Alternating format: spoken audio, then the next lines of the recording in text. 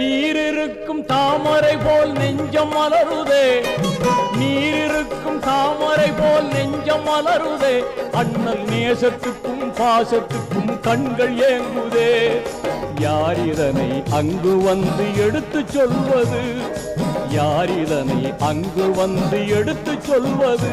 உங்கள் அழைப்பிற்காக எனது மனம் ஏங்கி துடிக்குது, அழைப்புக்காக எனது மனம் ஏங்கி துடிக்குது. அண்ணல் நபி பொன்முகத்தை கண்கள் தேடுதே, அந்த ஆவலினால் காவலின்றி இதயம் ஆடுதே. அண்ணல் நபி